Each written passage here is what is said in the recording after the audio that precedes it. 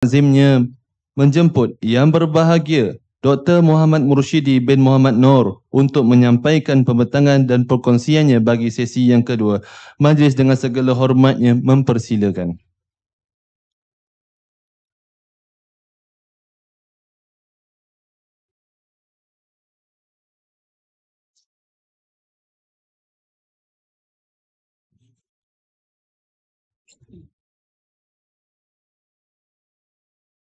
Bismillahirrahmanirrahim.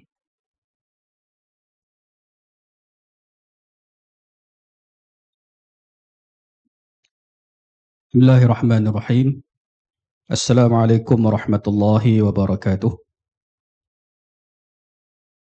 InsyaAllah kita akan sambung lagi pada hadis yang ke-13.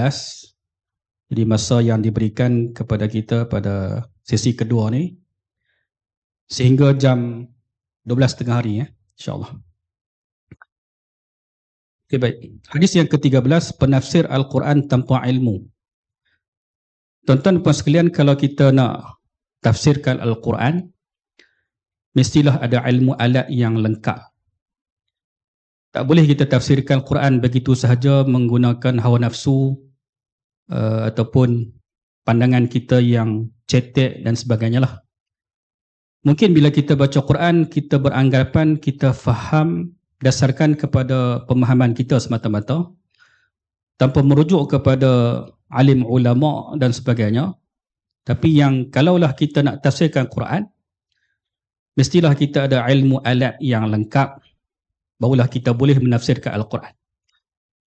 Antara kaedah yang digunakan pakai untuk kita tafsirkan Quran adalah dengan kita mentafsirkan Quran dengan Quran.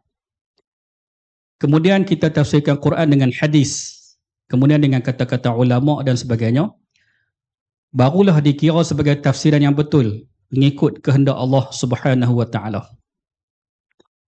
Contohnya kalau kita kata apakah tafsiran kepada as-siratal mustaqim?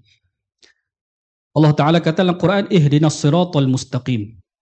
Tunjuklah, berilah hidayah kepada kami ke jalan yang lurus, kan? Jadi oleh demikian, apakah tafsiran yang sebenar kepada as-siratal mustaqim? Maka dijawab oleh Al-Quran juga. Siratal ladzina an'amta alaihim ghairil maghdubi alaihim waladdallin. Itu tafsir Quran bil Quran. Oleh itu tuan-tuan, kalau kita tafsirkan Quran mengikut kepala kita dan bertentangan dengan kehendak Allah Subhanahu wa taala, maka itulah yang tak dibolehkan, tak dibenarkan. Oleh itu, walau macam mana pun, kalau kita nak tafsir Quran, kita kena merujuk kepada tafsiran ulama. Barulah kena. Ani Ibn Abbas radhiyallahu anhuma qala Rasulullah sallallahu alaihi wasallam, man qala fil Quran, sesiapa yang berkata berkaitan dengan Al-Quran, mentafsirkan Quran, bighairi ilmin, tanpa ada dasar ilmu yang kukuh, falyatabawa maq'adahu minan nar, maka ditempatkan dalam api neraka. Daripada Ibnu Abbas radhiyallahu anhuma bahwasanya Rasulullah SAW telah bersabda, sesiapa yang menafsirkan Al-Quran tanpa ilmu yang macam mana? Ilmu alat yang kukuh. Dia kena tahu kaedah bahasa Arab. Dia kena tahu ulumul Quran, usul tafsir. Lepas tu dia kena tahu manahij al-muhaddisin, usul hadis, kaedah fiqh, dia kena tahu belaka tu. Barulah dia tafsirkan Quran berdasarkan kepada ilmu. Kalaulah tidak ada ilmu yang cukup tentang perkara itu, barulah kita kata tafsir Quran tanpa ilmu. Ada orang tafsirkan Quran dengan cara salah. Kan? Dia kadang-kadang dia kaitkan satu ayat tu dengan individu tertentu. Contohnya dia kaitkan satu ayat, dia kata ini berkaitan dengan imam dalam Syiah punya kumpulan lah. Ada tafsiran begitu kan. Kalau dia nak kata dekat Siti Aisyah pun dia akan sebut satu ayat, dia kata ayat ini ditujukan kepada Siti Aisyah radhiyallahu anha. Nampak tak? Maksudnya dia menyalahgunakan Al-Quran untuk kepentingan peribadi dia. Oleh itu tuan-tuan, kalau kita tafsirkan Quran, kalau kita baca Quran, kemudian kita tafsirkan mengikut kehendak kita untuk menyokong pahaman kita, maka itu tidak dibenarkan. Kalau sekiranya tanpa hujah, tanpa ilmu, tanpa rujukan tafsiran para ulama, maka itu tidak dibolehkan. Maka dia telah menempah tempatnya dalam api neraka. Kalau kita tafsir Quran mengikut kehendak kita, bukan kehendak sebenar daripada Allah Subhanahu Wa Taala, maka itulah yang tidak dibenarkan. Okey, baik. Hadis yang seterusnya, kita kena cepat tuan-tuan. Kalau boleh pada tengah hari ni kita nak berhabis ahli neraka saja. Petang ni kita nak masuk syurga petang ni. Hadis yang ke-15. Nipu berhubung mimpi. Tuan-tuan. Hadis 14. Nampak macam marah no. 14 ustaz. Okey. Membuat hadis palsu. Bahaya tuan-tuan. Hadis Nabi tak kata, dia pergi kata Nabi kata. Itu hadis palsu. An Umar radhiyallahu anhuma qala Rasulullah sallallahu alaihi wasallam. Qala Rasulullah tu baris tu. Lam tu dia kena dhammah tu. Man kadzaba alayya falyatabawa maq'adahu minan nar. Daripada Sayyidina Umar Al-Khattab radhiyallahu anhuma anhu bahwasanya Rasulullah SAW telah bersabda, sesiapa yang berdusta di atas namaku, Nabi tak kata, dia pergi kata Nabi kata. Tapi kalaulah Nabi cerita satu benda, kita nak cerita balik tu, kita menggunakan ayat kita. Kita tak guna ayat 100% daripada lafaz Nabi kita Muhammad SAW. Boleh atau tidak? Maka itu dibolehkan. Contoh Nabi sebut satu perkara, Nabi sebut dengan lafaz baginda. Kita nak cerita balik tu, kita menggunakan perkataan kita, lafaz kita. Kita bukan reka cerita, tapi kita cerita balik apa yang Nabi ceritakan kepada kita, maka itu dibolehkan. Orang kata riwayatu bil makna, itu dibolehkan. Contoh kita kata macam inilah tuan-tuan. Bila kita baca hadis, kemudian kita terjemahkan ke bahasa kita. Tidakkah itu bukan lafaz daripada Nabi? Bukan lafaz daripada Nabi. Cuma kita cerita balik apa maksud sebenar daripada lafaz Nabi kita Muhammad sallallahu alaihi wasallam. Itu tidak mengapa. Sesiapa yang berdusta di atas namaku, Nabi kata, maka dia telah menempah tempatnya di dalam neraka. Katakan kita nak bagi orang ramai minat kepada Al-Quran. Kita pun cerita satu hadis, kita buat-buat cerita, kita kata baca surah Yasin dapat pahala sekian-sekian. Sedangkan Nabi tak kata pun, itulah yang kita kata sebagai menempah api neraka. Sebab itulah dalam perbahasan para ulama, ada menceritakan kepada kita kebanyakan hadis yang berkaitan dengan fadilat surah-surah tertentu dalam Al-Quran. Kebanyakannya adalah hadis yang palsu. Kan? Bukan kata semua, kebanyakannya hadis palsu. Jadi kita kena hati-hati, kita kena pastikan yang kelebihan surah-surah tertentu daripada Al-Quran adalah berdasarkan kepada hadis yang sahih, hasan dan sebagainya. Hadis yang ke-15, baru sampai. Tipu berhubung mimpi, tuan-tuan. Kita kalau mimpi, lepas tu kita pergi buat cerita, kata kita mimpi benda tu, sedangkan kita tak mimpi, tuan-tuan. Contoh kita kata ni, saya mimpi kena patuk ulang. Sedangkan kita tak mimpi pun kena patuk ulang. No? Apa jadi tuan-tuan? Kalau kita cerita mimpi kita dekat orang lain sedangkan kita tak mimpi, tapi kita cerita dekat orang kata kita mimpi. Apa jadi tuan-tuan? Kalau orang tafsirkan mimpi kita itu, orang kata hang nak mati esok. Kadang-kadang jadi tuan-tuan. No? Kadang-kadang jadi. Jangan kita main dengan mimpi ni, jangan buat main. Bila kita cerita ke orang, orang tafsirkan sekian-sekian, kebanyakannya akan jadi benda tu. Kena hati-hati tuan-tuan. Contoh cerita Nabi Yusuf AS ketika dipenjarakan. Ketika dipenjarakan, ada 2 orang banduan yang duduk bersama dengan Nabi Yusuf AS. Setelah seorang banduan tu, dia kata, saya mimpi betul. Dia kata mimpi sekian-sekian. Nabi Yusuf kata, hang akan dibebaskan daripada penjara. Dia mimpi betul. Dia cerita benda betul. Ditafsirkan oleh Nabi Yusuf AS. Sekian-sekian bahasa mimpi yang dia cerita tu, Nabi Yusuf kata, hang akan dibebaskan daripada penjara. Memang betul dibebaskan. Hak seorang lagi dia kata, pandai tafsir mimpi tu, tak apa. Dia reka cerita. Dia kata ada satu burung tu, dia ambil buah anggur. Curi buah anggur apa semua. Dia cerita dekat Nabi Yusuf AS. Nabi Yusuf kata tu tanda hang nak kena pancung. Dia kata tak. Bohong lah. Bohong je, tak betul tu. Dah hang cerita dah benda tu akan berlaku. Habis. Maka dia dipancung. Berlaku benda tu, tuan-tuan. Oleh tu jangan kita pandai-pandai cerita kat orang. Selagi orang tafsir silap ke apa ke, bahaya. No? Baik, tuan-tuan. Daripada Sayyidina Ali karamallahu wajhah, bahwasanya Rasulullah SAW telah bersabda, sesiapa yang berbohong dengan mimpinya, dia tak mimpi, dia kata dia mimpi. Kan?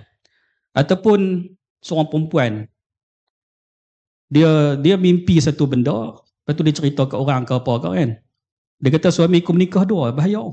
Dengan cerita ke orang. Yang cerita ke orang, takut orang kata, betul lah lelaki hang menikah 2 lepas ni. Sudah. Kan? Jangan cerita ke orang. Yang penting sekarang ni, tuan-tuan, jangan kita berbohong dalam mimpi. Kalau tak mimpi, jangan kata mimpi. Kalau kita tak mimpi Rasulullah, jangan kata mimpi Rasulullah. Itu lagi dahsyat.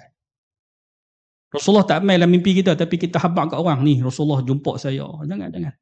Bahaya, tuan-tuan. No? Tipu atas nama Rasulullah lagi bahaya. Maka akan dibebankan untuk menghitung biji gandum pada hari kiamat nanti. Biji gandum bolehkah kita nak kira? Katakan tepung. Tepung tu main kat kita. Kira tengok berapa biji tepung tu. Jenuh nak kira. Gula pun tak larat nak kira. Keluar bahasa Kedah lah. Gula pun kita tak boleh nak kira dah. Ni tepung lagi tak boleh nak kira. Kan? Selagi mana tak dapat bilangan sebenar, lagi itulah duduk dalam neraka. Mau macam tu? Bahaya. Itu bahasa kiasan. Maksudnya orang tersebut dia akan berada lama dalam neraka. Sebab apa? Sebab nak kira tu tak boleh tu. Kan? Kira Ustaz, lepas tu angin mai. Habis. Nak kena cari pula. Jenuh. Kan? Kiasan, bahasa kiasan kepada apa? Duduk dalam neraka lama. Itu bahasa kiasan. Oleh itu, tuan-tuan, kalau kita bermimpi, mimpi yang baik, alhamdulillah. Kita cerita dekat orang soleh tak apa, tak ada masalah. Cerita kat guru kita tak ada masalah. Guru kita akan tafsirkan dengan cara yang baik. Contohnya Nabi Yusuf AS dia mimpi bintang tunduk dekat dia cerita kat ayah dia, itu dibolehkan. No? Oleh itu jangan kita cerita dalam Facebook. Mimpi kita jangan kita sebarkan dalam Facebook. Mimpi baik macam mana pun jangan kita cerita kat orang. Kita cerita dekat ayah kita boleh, kita cerita dekat ibu kita pun boleh, kita cerita dekat orang soleh pun boleh, kita cerita dekat guru kita boleh, tapi jangan kita sebarkan mimpi kita walaupun baik sekalipun kepada orang ramai. Apatah lagi kalau kita viralkan dalam Facebook kita. Duk viral, ni aku semalam mimpi nak masuk syurga, dia kata. Sudah, no? Masuk syurga terus tu. Orang lain tak masuk lagi, dia masuk lah. No? Lepas tu bila dia mimpi masuk neraka, dia tak cerita ke orang. Dia takut kan. Okey, baik. Itu maksud mimpi. Jangan kita mengadang-adangkan cerita. Nak cerita juga sebab kita seronok mimpi tu. Cerita dekat orang yang kita percaya saja. Jangan kita sebarkan kepada semua orang.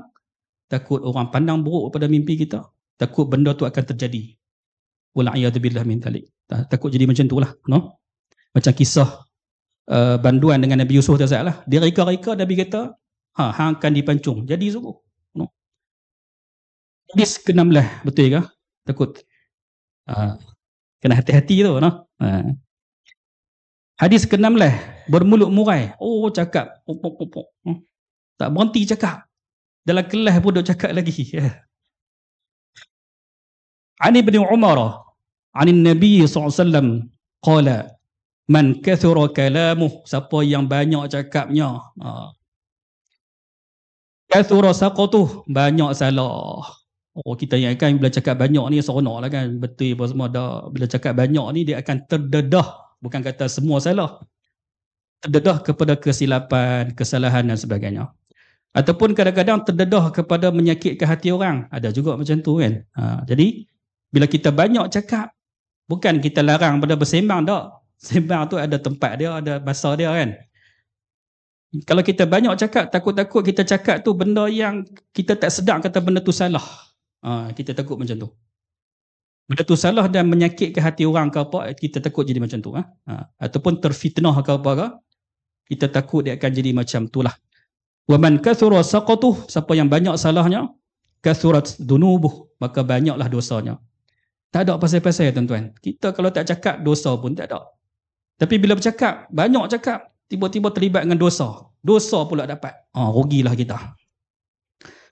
Wa man kathurat dunubuh, siapa yang banyak dosanya, kanatin naru aula bih, maka nerakalah lebih berhak untuknya. Oleh itu tuan-tuan, kalau kita nak bercakap, cakap banyak tak apa.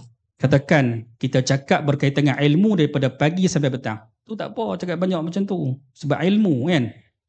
Ataupun kita nak dakwah, al-amru bil ma'ruf wa nahyu 'anil munkar, itu tidak masalah. Nak bagi nasihat dekat anak kita, nasihat dekat kawan kita, apa semua kan. Nak bagi nasihat tidak ada masalah. Boleh walaupun cakap banyak macam mana pun sebab itu nasihat. Boleh, tak ada masalah. Yang masalahnya kalau kita cakap benda yang tidak berfaedah, kan? Cakap banyak tapi benda tidak ada faedah, ditakuti, bukan kata tak boleh. Ditakuti, takut kita terlibat dengan dosa. Contohnya, dalam kita dah cakap tu, tiba-tiba kita mengumpat orang. Contohlah kan. Mengumpatkan satu benda yang salah. Satu benda yang boleh menghilangkan pahala kita. Bila pahala kita dapat banyak di hari akhirat kelak, orang yang kita umpat, yang kita kata tu, kita kena bagi pahala tu pula dekat dia. Kan rugi macam tu. Itulah sebab itulah elokkan daripada kita terlampau cakap banyak, kut-kut terlibat dengan mengumpat, mencela dan sebagainya. Hadis ke-17. Orang yang selalu menyakiti orang lain ialah berpunca daripada mulut, satu lagi perbuatan. Dua benda ni sangat penting. Al-muslimu man salimal muslimuna min lisanihi wa yadihi, kan?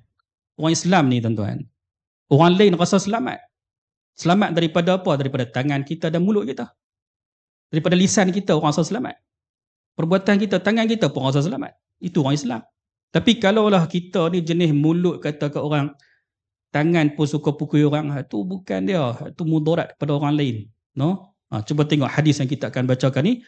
Orang yang selalu menyakiti orang lain, sama ada dengan lisannya ataupun dengan perbuatannya.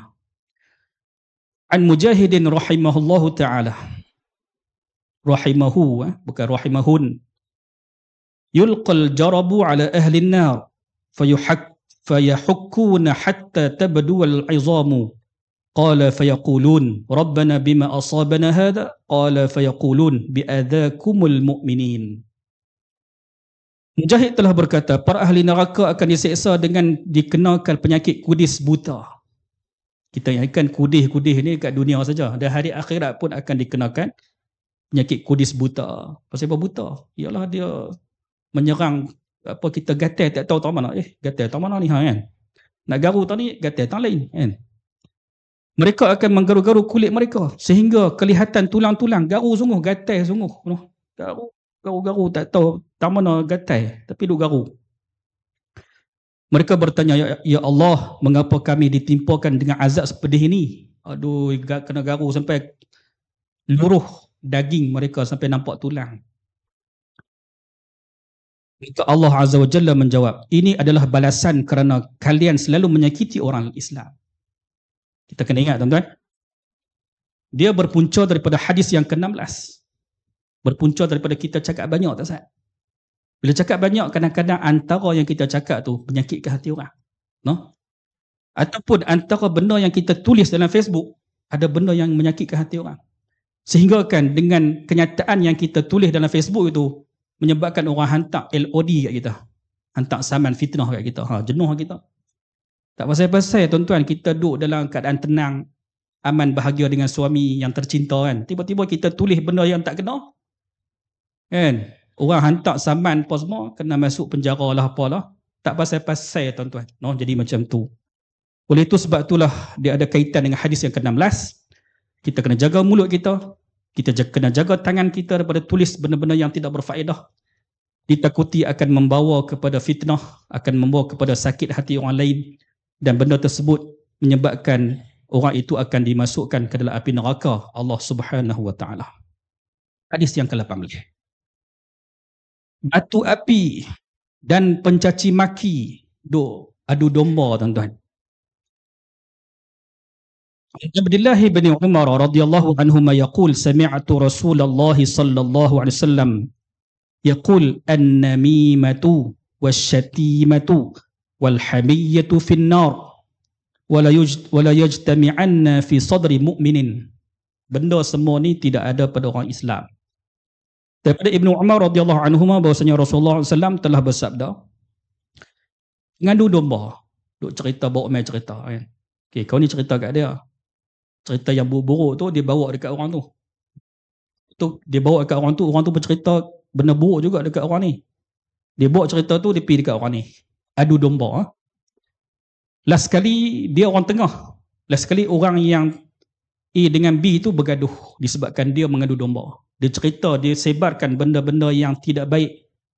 Katakan si A kata dekat si B.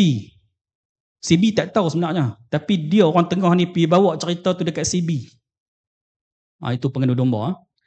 Yang B pula, bila dia buat cerita tu, dia pun kata, okey tak apa, habaq dekat A. Kata aku memang meluat kat dia. Contohlah kan.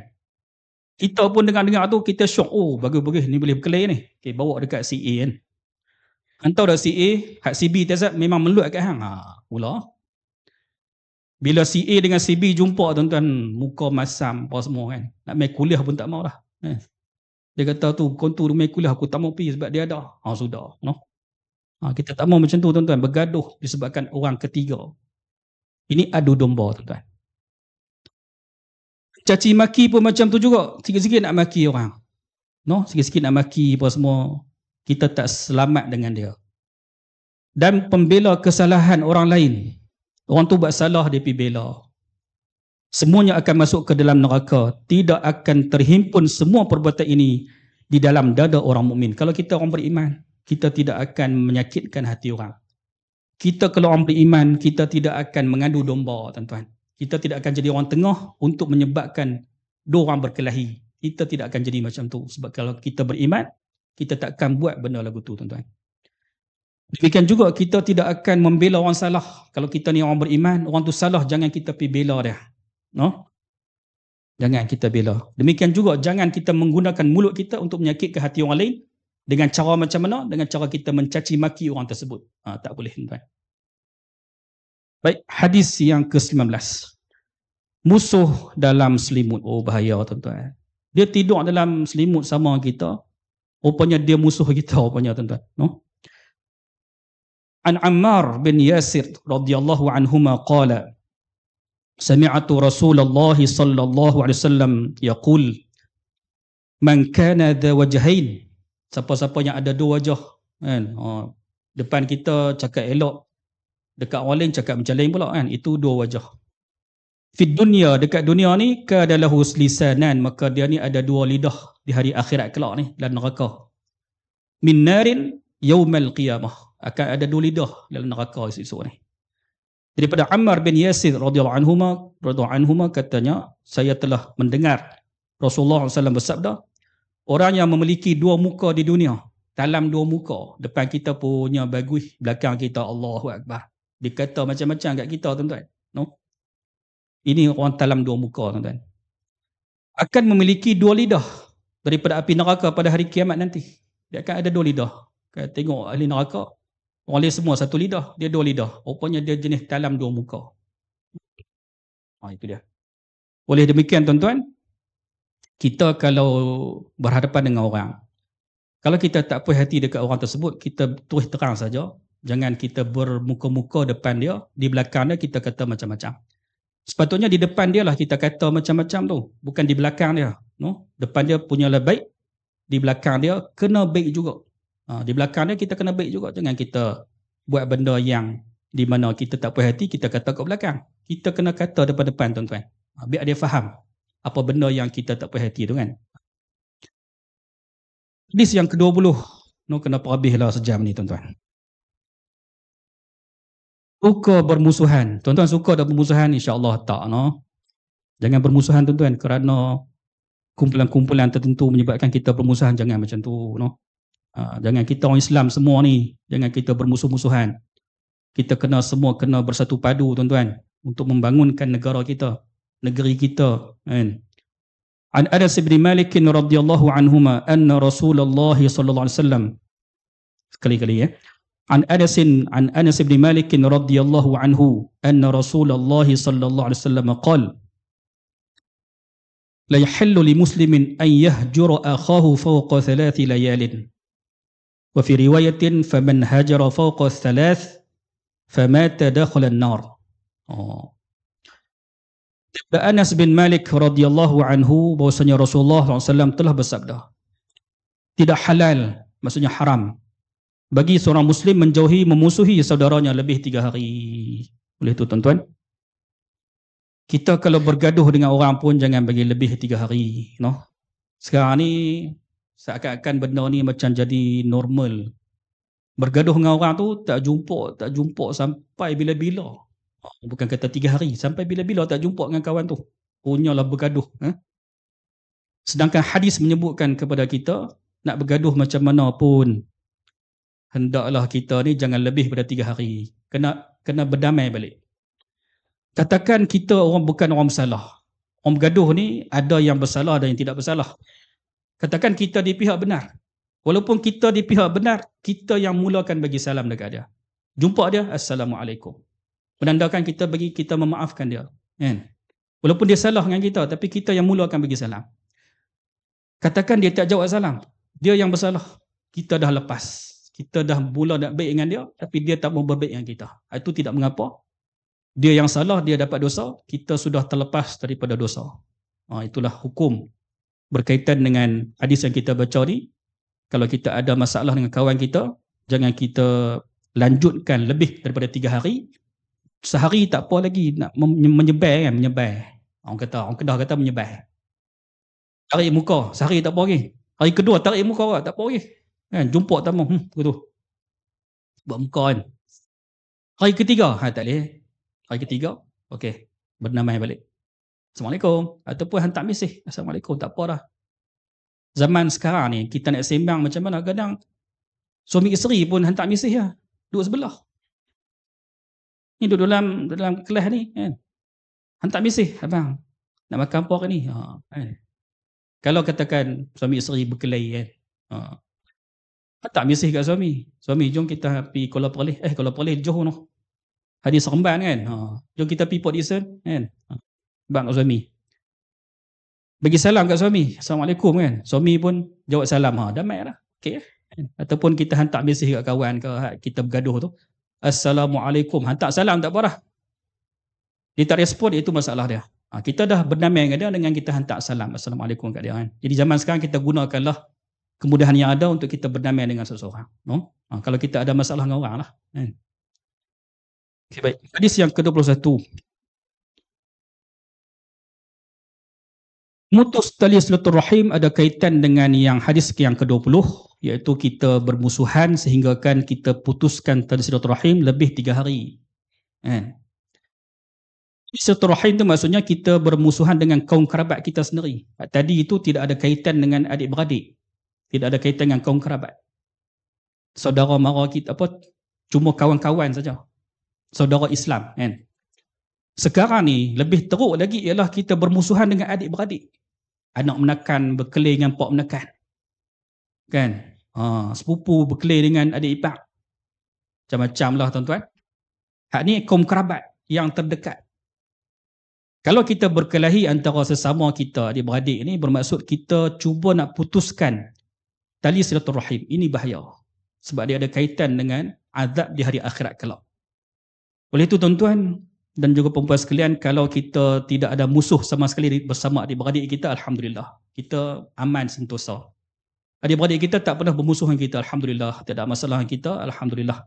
Demikian juga pak menekan kita, anak menekan kita dan sebagainya, tak ada masalah dengan kita, Alhamdulillah. Kita hidup dalam keadaan aman sentosa. InsyaAllah kita akan selamat di hari akhirat kelak. Tetapi kalau kita ada masalah dengan adik-beradik kita sendiri, kaum kerabat kita sendiri, kita kena cari jalan penyelesaian. Jangan kita pulus pula dah. Pulus tu duit tuan-tuan.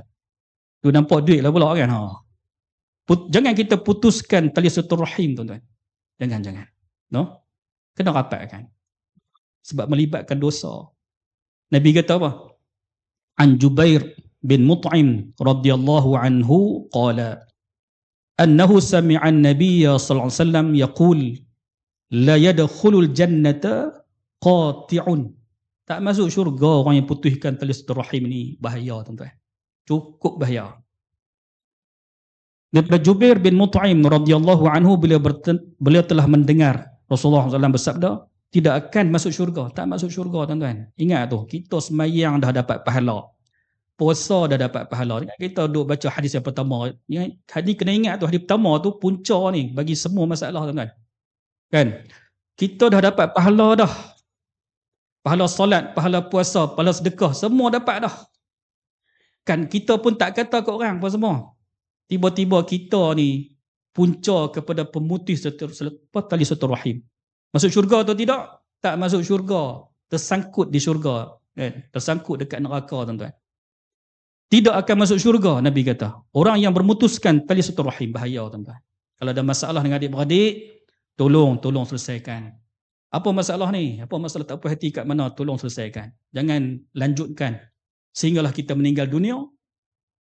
Ambillah waktu yang sesuai. Contohnya ketika hari raya, kan, pergi rumah dia, kan, bermaaf-maafan. Sebab itulah budaya Melayu ni, tuan-tuan. Kenapa kita buat lagu tu? Sebab kita nak bermaaf-maafan dengan adik-beradik kita. Kalau kita berkelahi, waktu itulah yang sesuai untuk kita bermaaf-maafan. Gunakanlah peluang tersebut untuk kita bermaaf-maafan. Okay. Hadis yang ke-22. Kita perhabis ahli neraka ni, tuan. Mau kena perhabis. Derhaka kepada ibu bapa. Kalau kita ada ibu bapa, jangan kita derhaka kepada mereka. Jangan sakitkan hati mereka. Mereka nak buat apa kat kita, itu masalah mereka. Kita ni sebagai anak, jangan bermasalah dengan mereka. Jangan kita sakitkan hati mereka.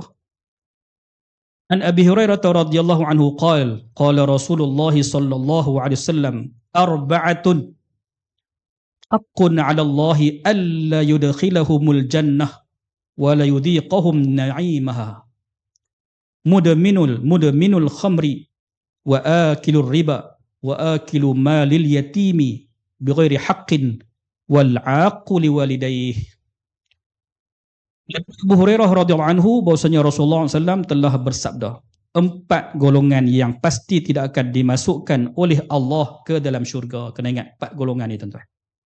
Jangan bagi kena 4 golongan ni, tuan-tuan. Tidak merasa kenikmatannya, tak rasa nikmat syurga. Masuk syurga lah tu. Siapakah mereka itu? Peminum arak mungkin kita tak buat. Alhamdulillah kita bukan peminum arak. Golongan pertama kita selamat. Makan riba, kita pergi dekat bank Islam, tak apa, tak ada masalah. Kita terselamat. Yang kedua, kita terselamat. Sebab dah banyak dah bank-bank sekarang ni yang guna sistem Islam punya. Walaupun nama Hong Leong Bank, tapi ada sistem Islam dalam tu. Dah selamat dah sekarang, tuan-tuan. Oleh itu, tuan-tuan, ada bank yang 2 sistem. Satu sistem Islam, satu sistem yang konvensional. Kita wajib pilih yang sistem Islam punya. Sebab apa? Sebab mereka dah sediakan sistem yang macam tu. Wajib kita pilih sistem yang Islam punya agar terhindar daripada riba, tuan-tuan. Riba. Oleh demikian, yang kedua, kalau kita boleh buat macam tu, kita dah terhindar daripada golongan kedua. Yang ketiga, tuan-tuan, pemakan harta anak yatim. Apa maksudnya, tuan-tuan? Maksudnya ialah anak yatim tu dia dah kehilangan ayah dia, tapi ayah dia meninggalkan harta yang banyak. Kita pergi makan harta tersebut. Harta tersebut kita himpun dekat kita. Anak yatim tak dapat apa. Itu makan harta anak yatim. Secara zalim dan yang derhaka kepada ibu bapa. Derhaka ni macam mana, tuan-tuan? Kalaulah sekiranya ibu bapa kita suruh benda ma'ruf. Suruh kita buat benda ma'ruf. Kan? Kita tak mau ikut, kita lawan benda tersebut. Maka itu derhaka kepada ibu bapa.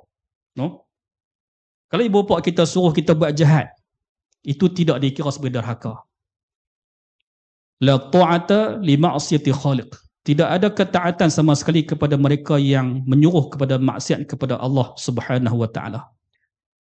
Bahkan kalau ibu bapa kita suruh kita buat jahat, minum arak, makan riba, haram kita ikut taat kepada perintah mereka. Tetapi kalaulah mereka suruh kita buat benda ma'ruf, wajib kita buat. Sebab mereka suruh kita buat benda ma'ruf. Kan? Tapi kalau kita lawan mereka, dalam keadaan mereka suruh kita buat benda ma'ruf, bukan berbincang. Bincang itu lain cerita. Mak, saya tak boleh nak buat lah benda itu, bincang. Ayah saya tak mau pergi lah school tu. Kan, saya sesuai school lain. Sekolah lain saya mau lah, sekolah tu saya tak mau. Bincang ayah itu bukan derhaka. Ayah suruh kita pergi belajar, itu benda bagus. Tapi kita kata, ayah, saya nak belajar pergi tempat lain boleh tak? Ya, kita bincang tu bukan derhaka. Yang derhakanya kita lawan dia. Mengaji apa tak mau. Kita kata mengaji apa? Kan ada faedah, kita lawan dia. Itu derhaka. Jadi derhaka pada ibu bapa ni maksudnya kita derhaka kepada benda yang ibu bapa kita suruh kita buat benda makruf. Itu derhaka. Tetapi kalau mereka suruh kita buat benda jahat, derhaka pada Allah, itu tidak dikira derhaka. No? Sebab apa? Sebab dia suruh kita buat benda yang menderhakai akan Allah Subhanahu wa ta'ala. Jadi apa-apa pun tuan-tuan, kita dengan ibu ayah ni, kita kena buat baik kepada mereka. Cakap, suara tu kena, tone kita tu kena beri rendah. Jangan tinggi macam kita sembang dengan kawan-kawan kita. Dengan kawan kita mungkin kita sembang, weh macam mana kita nak pergi sekolah, apa kita nak pergi pasar malam tak malam ni. Kita cakap macam tu dekat kawan kita, tu tak apa. Dengan ibu ayah kita, kita tone kita tu bagi rendah sikit. Mak nak pergi tak pasar malam ni? Kita rendahkan sikit tone kita tu. No, jangan kita tinggikan suara kita. Tapi kalau kita jenis pekak tak payah. No, macam mana dah tak dengar. No, itu masalah lain lah. No? Masalah kita punya telinga tak dengar. Ada sungguh tuan-tuan. Dekat Kedah lagi. No? Biasalah saya orang Kedah. Ada seorang tu dia jenis telinga tak dengar. Kita cakap sebelah dia. Apa khabar? Aku khabar baik. Betul tu. Terkejut saya. Rupanya dia tak dengar. No? Apa khabar weh? Dia kata lagu tu cerekah. Sebab cakap pelan tak dengar. Kita pun cerekah juga. Dia kata, hai, cakap slow sikit. Dengar pula kan. Masalah betul no. Orang pekak ni masalah. No? Itu masalah dia lah. Yang penting sekarang ni, kalau kita cakap dengan ibu ayah kita, tone kita tu kena rendah sikit. Itu benda yang sangat kita kena tekankan lah. Boleh, silakan. Riba. Okay, insyaAllah.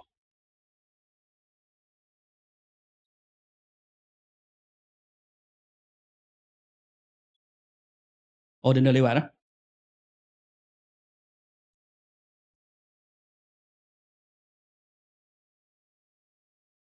Itu saya akan jawab petang ni boleh?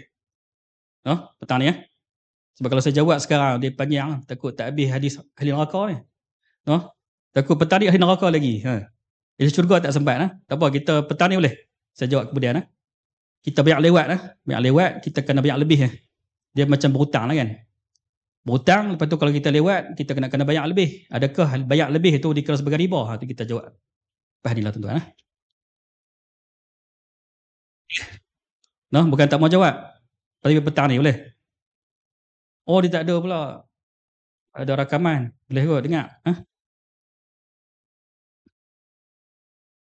Okey, baik. Hadis 23. Banyak hadis tuan-tuan. Ni nak pederah 1 jam bukan senang dah. Saya pederah semalam boleh buat raita. Tapi hari ni tak boleh buat ni hadis.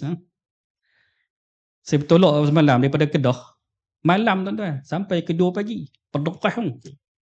Bergoyang raita. Macam hadis tak boleh kan. Kita kena baca. Hadis yang ke-23. Menyakiti jiran tetangga. An Abi Hurairah radhiyallahu anhu anna Rasulullah SAW qala la yadkhulul jannata man la ya'manu jaruhu biwa'iqahu. Daripada Abu Hurairah radhiyallahu anhu bahwasanya Rasulullah SAW telah bersabda, tidak akan masuk syurga, Nabi kata, seseorang yang menyebabkan jirannya tidak tenang. Kan jiran kita duduk sebelah kan, nak tidur pun tak boleh, kita buka radio kuat contoh, buka TV pun kuat kan. Ataupun buka ceramah politik kuat nak mampu. Kawan tu cakap derah, kita pun buka volume derah nak bagi orang sebelah dengar. Kita seorang dah lah dengar sebab kita kan sokong kawan tu kan. Pasal apa nak bagi orang lain dengar kan? Orang lain nak tidur apa semua kan. Jangan kita ganggu jiran kita. Ataupun kita saja pi parking kereta kita depan rumah jiran kita, boleh berkelahi tuan-tuan. Jangan sakitkan hati jiran. Jiran nak keluar kereta pun payah sebab buat parking depan rumah dia. No? Jangan kita sakitkan hati jiran. Dengan apa cara sekalipun, jangan kita sakitkan hati mereka. Jangan ganggu mereka. Sebab apa? Sebab kesannya tidak akan masuk syurga sesiapa yang jirannya tidak rasa aman dengan gangguan dia. Okay. Hadis 24. Yang berharap orang berdiri memuliakan dirinya. Sekarang saya yang diri depan tuan-tuan. An Muawiyah qala sami'tu Rasulullah SAW yaqul man sarrahu, siapa yang rasa macam seronok, syok kan, sarrahu tu syok lah, siapa yang seronok, syok, ay yatamathala lahu rijal, orang hormat dia, qiyaman, iaitu orang berdiri, pakat diri belakang, seronok dia kan, falatabawa maq'adahu minan nar. Sudah tuan-tuan. Oleh itu tuan-tuan, kalau orang hormat kita dalam keadaan kita tak paksa depa pun kan, kita dah minta dah, tak apa, duduk-duduk lah kan, tapi orang nak hormat juga, tu tak ada masalah lah kan. Tapi kalau lah sekiranya dia masuk-masuk dalam dewan ni, tiba-tiba pakat tak bangkit, dia marah kita, tu tak boleh. Itu memang dia mengharapkan kita hormat dia dengan cara kita berdiri, tu tak boleh tuan. Tapi kalau lah pengurusi majlis kan, tuan-tuan, bila datang pembesar ni kita pakat bangun, tu tak apa, sebab kita yang sendiri yang nak bangun, itu tidak masalah. Dia pun tak minta kita bangun sebenarnya, tapi prosedur majlis kan, majlis yang rasmi, itu tidak mengapa lah. Oleh itu tuan-tuan, kalaulah sekiranya orang tersebut dia memang mengharapkan orang berdiri dan orang tak diri dia marah, itu yang salah. Itulah yang Nabi kata, orang yang macam ni menempah tempat dalam api neraka Allah Subhanahu wa taala. Sebab apa? Sebab sombong dalam diri dia. Poin yang penting, sombong. Macam kita pakai baju labuh sampai ke bawah, musbil. Sebab apa dilarang? Sebab sombong. Hak ni pun pasal apa dilarang? Sebab dia mengharapkan orang bangun untuk dia, sebab dia sombong. Itu masalah dia. Poin dia adalah sombong. Itu yang tidak dibenarkan, tak dibolehkan. Hadis yang ke-25. Nipu, bakhil dan suka mengungkit kebaikan. Kita ni tuan-tuan, ada ke satu hari itu kita tak pernah tipu? Ada tak tuan-tuan? Tapi dalam hadis ni dia kata penipu tu ada masalah besar tu. Kemudian bakhil, kedekut dan suka mengungkit kebaikan. Dia buat baik, dia suka cerita kat orang. Dia kata, aku kan bagi dekat hampa banyak ni, pasal apa hampa tak hargai aku? Dia ungkit. Kalau si ayah mengungkit apa yang diberikan kepada anak, itu tidak mengapa, itu dibolehkan. Ayah ungkit apa yang diberikan kepada anak, dibolehkan. Apatah lagi kalau ayah nak ambil balik barang yang dihadiahkan kepada anak pun dibolehkan. Itu hubungan antara anak dengan ayah. Tak apa, tak ada masalah. Tapi kalau tidak ada hubungan anak dengan ayah, kita nak ungkit, itu tidak dibenarkan. Boleh atau tidak suami mengungkit segala pemberiannya kepada isterinya? Buat perempuan cepat, hati-hati kan. Dia kata tak boleh, jangan. Perempuan pula, boleh atau tidak dia mengungkit balik apa yang dia buat tu, kebaikan dekat lelaki, boleh atau tidak? Dia pun jawab. Okey, baik. An Abi Bakrin As-Siddiq radhiyallahu anhu anin Nabi SAW qala la yadkhulul jannata khibbun wala mannanun wala bakhil. Macam haji bakhil. Daripada Sayyidina Abu Bakar As-Siddiq radhiyallahu anhu bahwasanya Nabi kita Muhammad SAW telah bersabda, tidak akan masuk syurga orang yang menipu. Tipu yang boleh memudaratkan orang lain, tuan-tuan. Katakan kita jadi saksi menipu. Saksi yang menipu. Bila kita menipu tu, orang yang salah jadi menang. Orang yang tak bersalah jadi bersalah. Orang yang sepatutnya tak masuk penjara, disebabkan kita saksi penipu, orang tu masuk penjara. Itu yang tak boleh. Tipu yang macam tu tak boleh. Tapi kalau kita tipu bini kita, lagu mana pula? Contoh bini kita masak punya tak sedap. Tanya kita kan, sedap tak hari ni masak? Sedap. Macam tu. Kan? Nak jaga rumah tangga, bukan apa kan. Muka tu, sedap. Kan? Muka penyok-penyok kan. Masin, sedap. Hak tu tak apalah, bukan mudarat apa pun noh. Tak ada apa lah. Bini dia syok, oh esok masak lagi masin. Dah kata sedap kan? Mau tak masin. Okey, baik. Tidak akan masuk syurga orang yang menipu. Orang yang suka mungkit-ungkit kebaikannya, al-mannan, dan orang yang bakhil. No? Bakhil sungguhlah. Haji itu haji bakhil. No? Bakhil yang macam mana tuan-tuan? Bakhil yang mana dia duit banyak tapi tak pernah beli intan belian dekat bini dia. Duit banyak ni. Tak pernah gelang meh bini nak rasa. Tak pernah langsung. Perempuan setuju noh. Oh setuju. Dia kata, oh bagus Ustaz. Kan? Duit banyak, melimpah ruah. Tapi dia guna untuk benda lain. Dia guna nak melancong pergi mana dia dengan kawan-kawannya. Pergi enjoy, pergi Thailand noh. Kan? Entah-entah dia pergi masjid mana-mana tu. Kan? Dekat bini tak beli langsung. Bakhil sungguh. Itu bakhil. Maksudnya, kita bakhil dengan anak kita, kita bakhil dengan isteri kita, kita bakhil dengan adik-beradik kita. Minta sikit wang pun kita tak bagi langsung, itu bakhil. Tapi kalau sekiranya bini kita kata, abang belilah kereta sampai 10, tu kita kena bakhil. Mana boleh duit banyak ni, tu tak apa. Kan? Beli kereta sampai 10 memanglah tak boleh. No? Tu kita kena bakhil lah sikit. Kan? Abang jom pergi ke pasar raya. Bakhil tu tak apa. No? Sebab apa? Sebab pergi pasar raya. Faham lah. Dia nak beli yang beli tu ni kadang tak ada faedah apa dalam peti air tu. Bulan lepas apa ada penuh kan? Nak beli pula. Tu bakhil tak apa. Kita abang dia kata abang tak mau keluar duit. Pergi pasar raya, pergi masjid tak apa. Tu dia. Bini dia kata okey jom pergi masjid kan. Kena pandailah tuan-tuan puan sekalian, no? Bakhil ni satu benda yang tak boleh yang kita sebut dah salah. Tak mau sedekah kan, tak mau tolong orang, itu bakhil yang tak dibenarkan. Tapi kalau bakhil untuk benda-benda yang boleh, contohnya kita nak jimat, itu tidak ada masalah. Itu dibolehkan lah. Untuk masa depan kita kan. Kita nak guna duit untuk masa depan. Kena bakhil lah sikit. Bakhil itu tak apa. Hadis yang ke-26. Berbangga melakukan dosa. Kita buat dosa, jangan kita cerita ke orang. Bila kita cerita ke orang, kita berbangga dengan dosa kita. Hantar dah semalam aku disko sono. Tu kita berbangga dengan dosa kita.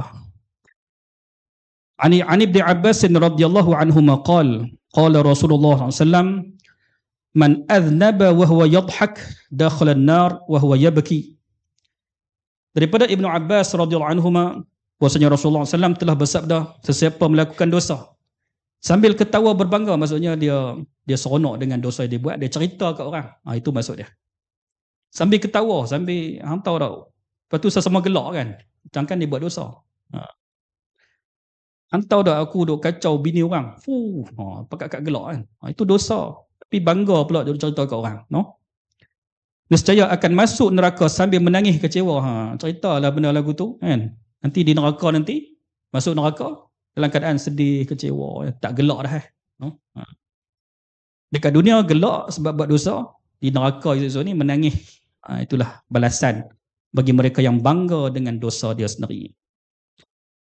Hadis yang ke-27, suka meminta-minta tanpa keperluan. Dia dah ada keperluan, boleh makan pagi, makan tengah hari, makan petang, tapi nak minta lagi kat orang. Dia dah ada banyak kecukupan. Had kifayahnya dah cukup dah. Tapi nak minta juga dekat zakat. Mengaku kata dia miskin.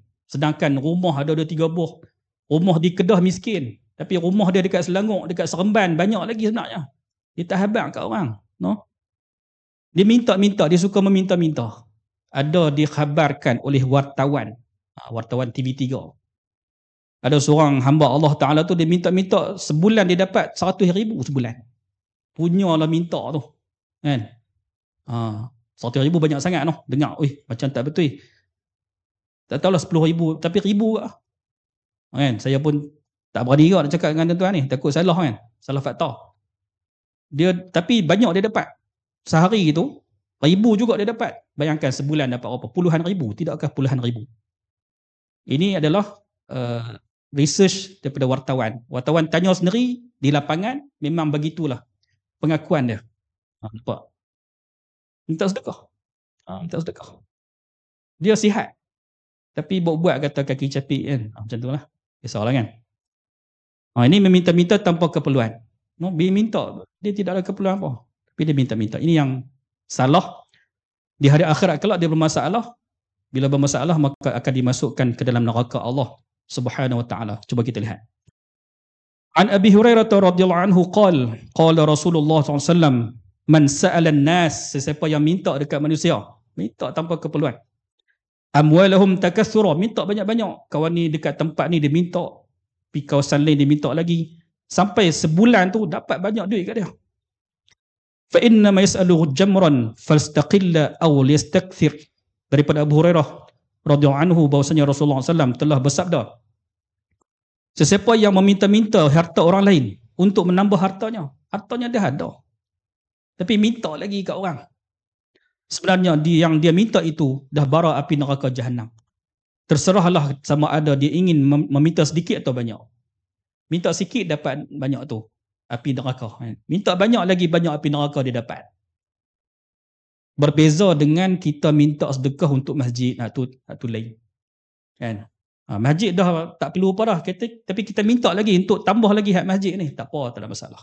No? Sebab apa? Sebab kita buat kebajikan untuk masjid. Kadang-kadang hak lebihan tu kita boleh guna untuk kebajikan lain pula. Untuk masjid juga, itu tak apa. Kan, yang tak bolehnya peribadi kita. Kita minta tu atas dasar peribadi kita. Kita sudah tidak ada keperluan. Nak minta lagi dekat orang, itu yang tidak dibolehkan. Hadis yang ke-28. Tidak jujur dengan tanggungjawab. Orang bagi jawatan apa dekat kita, kita buat dengan baik. Dengan penuh amanah, tuan-tuan. No? Jawatan sekecil-kecilnya, kita buat dengan penuh amanah. Apatah lagi jawatan kita besar, lagilah besar tanggungjawab kita. Oleh itu, tuan-tuan, dengan tanggungjawab jawatan yang orang berikan kepada kita, laksanakanlah dengan baik. Jangan kita khianat dengan tanggungjawab yang orang berikan kepada kita. Buatlah dengan sebetul-betulnya. Sebab kalaulah kita tidak jujur dengan tanggungjawab kita, kita malas nak buat kerja kita. Orang beri jawatan untuk kita buat kerja, tapi kita tak buat, kita telah berkhianat kepada jawatan yang orang telah berikan kepada kita. Cuba kita lihat hadis yang ke-28. An Ma'qal bin Yasar radhiyallahu anhu qala, sami'tu Rasulullah sallallahu alaihi wasallam yaqul, ma min 'abdin yastar'ihi Allahu ra'iyatan yamutu yawma yamutu wa huwa 'aghashu li ra'iyatihi illa harrama Allahu 'alaihi al-jannah. Daripada Ma'qal bin Yasar radhiyallahu anhu bahwasanya Rasulullah SAW telah bersabda, seseorang yang diberi amanah oleh Allah Azza wa Jalla untuk menjadi pemimpin rakyatnya, pemimpin yang tinggilah kira jawatan dia ni, lalu dia mati dalam keadaan dia mengkhianati rakyatnya. Rakyatnya dah buat aduan macam-macam, dia tak buat tindakan apa-apa. Kan? Rakyat dah buat aduan lah. Esok buat aduan, bulan depan buat aduan, dia tak buat tindakan apa-apa, itu maksudnya dia telah mengkhianati tugas dia sebagai pemimpin. Kan? Jadi dia kena ambil perhatian lah. Nak jadi YB, okey, tak ada masalah. Cuma laksanakan tanggungjawab anda. Jangan kita abaikan apa yang rakyat nak terhadap maslahat mereka kan. Kalau kita jadi orang besar ni macam itulah. Tugas kita pun besar juga. Demikian juga kalau kita seorang ayah, kena laksanakan tanggungjawab kita mendidik anak, isteri agar mereka kenal akan agama. Isteri pula jaga harta suami di rumah. Jangan bagi orang masuk rumah suami ikut suka hati, melainkan dengan izin suami. Adik-beradik kita nak main rumah, beritahu suami, adik-beradik saya nak main. Boleh atau tidak? Beritahu suami. Kalau suami kata okey, baru kita panggil adik-beradik kita main rumah kita. Jangan terus adik-beradik kita tu dia himpun rumah kita macam fan club apa semua tu kan. Buat macam-macam kan. Buat kenduri lah apalah. Suami tak tahu pun. Itu tidak boleh lah. Minta izin suami. Kan. Abang kata, adik-beradik ni nak datang rumah, nak buat sekian-sekian majlis dan sebagainya. Itu tidak mengapa. Kan. Demikian juga kalau kita sebagai orang gaji dekat rumah orang apa semua, kena jaga amanah harta apa semua lah kan. Kalau kita sebagai bendahari, kita sebagai setiausaha masjid ke apa, jadi semua tu adalah tanggungjawab kita. Kita jaga amanah kita berdasarkan lingkungan kerja yang orang bagi kepada kita. Jangan kita duk melangkau kerja orang lain. Kan? Kalau kita nak tolong tak apa. Tapi kalau kita duk kacau kerja orang lain, kerja kita tak siap pun, tu tak dibolehkan. Tengok kerja kita setakat mana batasnya, itulah tanggungjawab yang perlu kita buat. Jadi kita laksanakan tanggungjawab kita dengan jujur agar kita terhindar daripada mati dalam keadaan kita khianat kepada amanah yang diberikan kepada kita. Hadis yang ke-29. Pemberi rasuah dan penerima rasuah. Kan. An Abdullah bin Amr radhiyallahu anhu qala Rasulullah SAW wal murtashi fin nar. Daripada Allah bin Amru radhiyallahu anhuma bahwasanya Rasulullah SAW telah bersabda, pemberi rasuah dan penerima rasuah kedua-duanya akan dimasukkan ke dalam neraka. Tuan-tuan dan puan-puan sekalian, apa maksud dia? Kalaulah orang tersebut, kita sebelum ni tidak ada jawatan apa-apa, dia tak nak jumpa kita. Tapi bila kita ada jawatan yang berkaitan dengan kepentingan mereka, mereka jumpa kita dan bagi hadiah. Itu rasuah. Sebab apa? Sebab nanti ni dia nak pancing kita. Kan? Dia bagi hadiah banyak kat kita. Sebab apa? Sebab kita ni nak sign tu atas tangan kita. Sebab tu dia jumpa kita, bagi hadiah kita. Sedangkan sebelum kita ambil jawatan itu, dia tak pernah jumpa kita. Tak pernah bagi hadiah kat kita. Maksudnya dia nak bagi rasuah kat kita.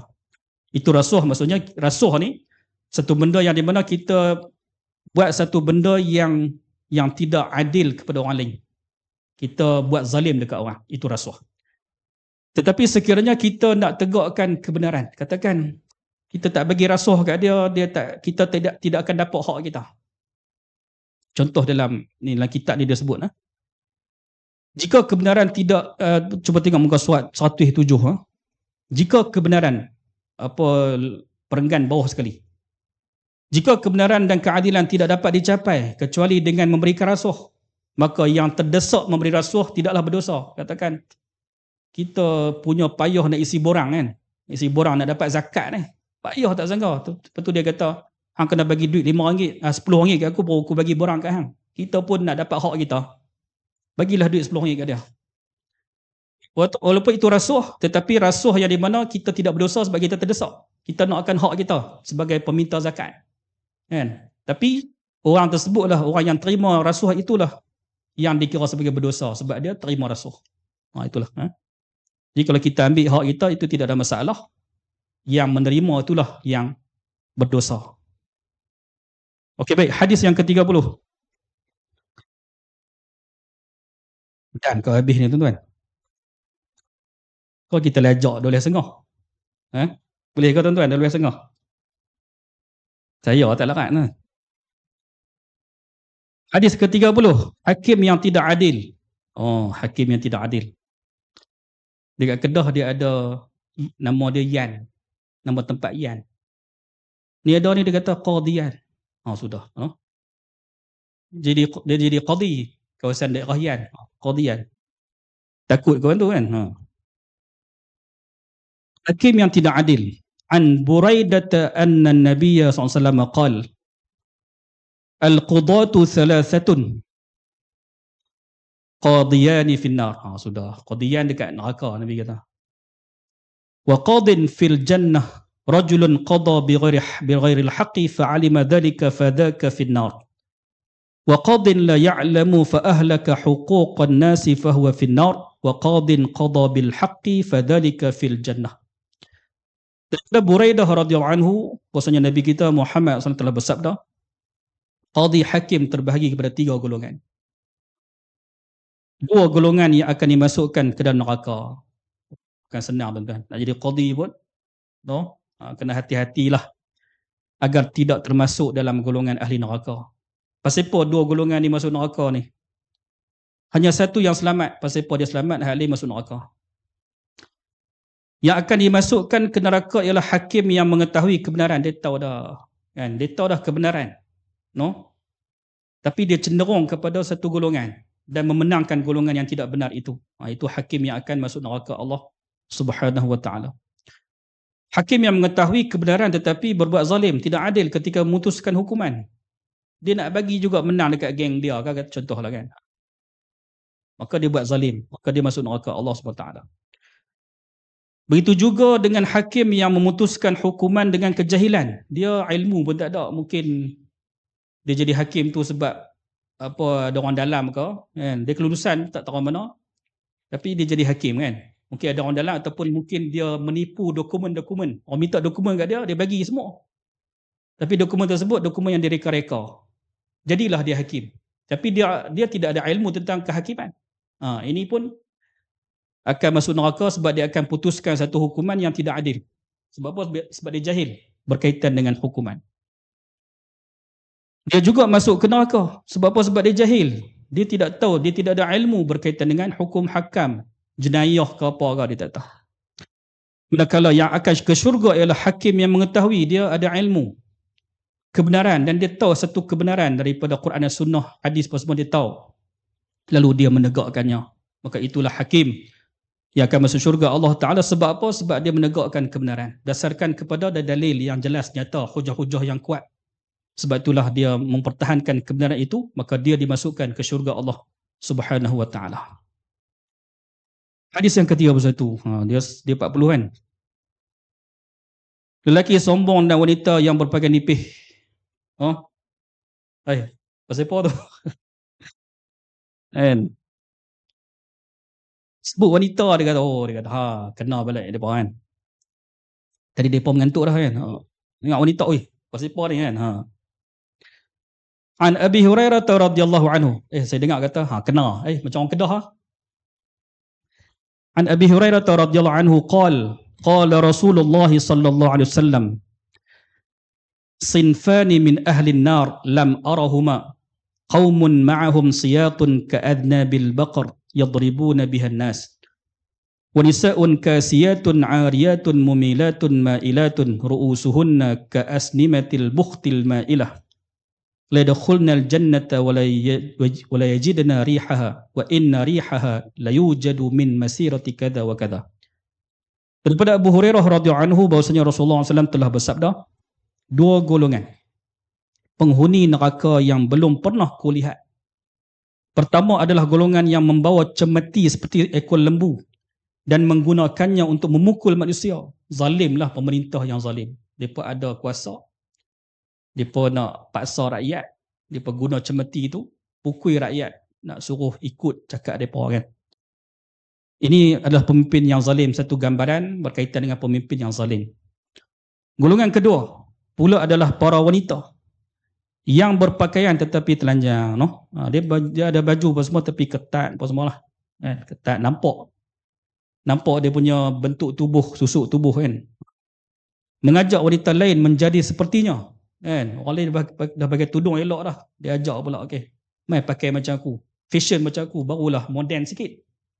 Ni pakai apa, macam apa pakai lah ni apa semua, dia kata ketinggalan zaman, dia kata. Dia ajak orang buat maksiat macam dia. Ayah jalan seperti golongan lelaki, jalan pun macam orang lelaki. Ini bermakna tuan-tuan, hal ni berkaitan dengan tasyabuh birrijal. Ni yang Nabi kata, Nabi laknat wanita yang serupa lelaki dan lelaki yang serupa wanita. Berkaitan dengan hadis yang tasyabuh bil rijal ataupun tasyabuh bin nisa. Rambut mereka seperti bonggol unta yang condong. Hak tu maksudnya dia buat fashion. Tapi kalau rambut kita memang panjang, nak buat lagu mana? Memang kita sanggui itu dia akan timbul lah macam bonggol unta kan. Hak tu tak apa, sebab kita bukan nak berfashion. Hak ni adalah kes yang di mana dia saja nak buat fashion rambut. Kan, sampai nampak macam bonggol unta. Itu yang tak dibolehkan. Nak menunjuk dekat orang. Itu yang tak dibolehkan. Tapi kalau rambut kita memang panjang, nak buat lagu mana kan? Sanggui kadang nak congit atas sikit kan. Tu tak apa. Congit, faham? Dia congit sikit atas tu. Nak buat lagu mana kan? Dah rambut panjang. Rambut sampai ke buku lali. Buat lagu mana? Besar lah atas tu kan. Mereka tidak akan masuk syurga dan tidak dapat mencium wangian syurga, sedangkan wangiannya boleh dibawa dari perjalanan sejauh sekian-sekian. Bila tak bawa syurga, apa tempat mereka? Ke dalam neraka Allah. Oleh itu tuan-tuan, pakaian kadang-kadang kita dah pakai tudung, tetapi kadang-kadang wanita sekarang ni dia pakai ketat, menimbulkan syahwat bagi orang lelaki. Itu yang tak dibolehkan. Oleh itu wanita bila berpakaian, mestilah pakaian yang longgar, yang tidak menampakkan susuk tubuh. Itulah yang mereka perlu jaga. Baik. Hadis yang ke-32, penzina. An Ibn Abbas radhiyallahu anhuma qala Rasulullah SAW, iyyakum waz-zina fa inna fihi arba'a khisalin yudhibul baha'a 'anil wajhi wa yaqta'ul rizqa wa yuskhitur rahman wal khuludu finnar. Daripada Ibnu Abbas radhiyallahu anhuma bahwasanya Rasulullah SAW telah bersabda, jauhilah kamu daripada perbuatan zina. Perbuatan zina ni, walaupun seorang itu tidak berzina, tapi kadang-kadang matanya berzina, kan? Matanya melihat benda yang haram, tangannya pun buat benda yang haram, kan? Jadi tangan berzina, apa semua berzina, walaupun tak berzina yang betul-betul punya, tapi dia dah ada bahagian zina segi matanya, pendengarannya, tangannya dan sebagainya. Oleh itu tuan-tuan, bila perzinaan ni satu perkara yang sangat dahsyat, yang dosa sangat besar. Oleh itu Islam, bila Islam nak menutup saddu dzara'i', maka kita kena jauhkan diri kita daripada perzinaan. Zina mata, zina tangan dan sebagainya. Zina mulut, apa semua kan. Okay. Daripada Ibn Abbas radhiyallahu anhu bahwasanya Rasulullah SAW telah bersabda, jauhilah kamu daripada perbuatan zina. Sesungguhnya perbuatan zina itu ada 4 balasan buruk. Kalau zina betul-betul, dia akan terima 4 balasan ni. Sebab itulah, disebabkan zina tu akan membawa kepada neraka Allah SWT. Kita kalau boleh pintu nak dekat dengan zina tu, kena tutup siap-siap. Sebab itulah kita kalau ada anak-anak muda yang berkhalwat, kita kena ambil tindakan cepat-cepat. Tak mau bagi mereka terlibat dengan zina tu. Kan? Sebab tu kalau kita retuk pintu hotel ke 3 pagi tu, tak ada masalah tu. Biar api. Sebab apa? Sebab kita nak hindarkan anak muda kita daripada berzina. No? Ni kita pula pergi salahkan pegawai yang ketuk pintu ke 3 pagi. Sedangkan dia laksanakan nahi mungkar tu. Kan? Bukan benda salah tu. Ni kita dok kata, oh, mengganggu apa hak asasi lah. Hak asasi apa tuan-tuan? No? Maksiat tu. Baik, menghilangkan cahaya muka. Cahaya pun tak ada. Bola apa lampu depan muka pun tak ada cahaya tuan-tuan. Macam saya ni dah percaya dah. Dia tambah lagi cahaya tuan-tuan. No? Memutuskan rezeki. Rezeki pun tak ada, tak dapat. Menyebabkan kemarahan Ar-Rahman, Tuhan pemarah dekat orang penzina ni. Berkekalan dalam neraka. Oleh demikian tuan-tuan, orang yang berzina buat dosa besar, nak selamat bertaubatlah kepada Allah SWT. Pada zaman dahulu kala, sahabat yang terlibat dengan perzinaan, mereka mengaku sendiri mereka nak hukuman hudud dilaksanakan ke atas mereka. Itulah para sahabat. Mereka jujur dalam bertaubat dekat Allah Ta'ala sehingga sanggup untuk dihukum rejam dan sebagainya. Sebab apa? Sebab mereka ikhlas bertaubat atas dosa yang mereka telah lakukan. Okey, hadis yang ke-33. Kacang melupakan kulit. Dosa apa kacang ni? No?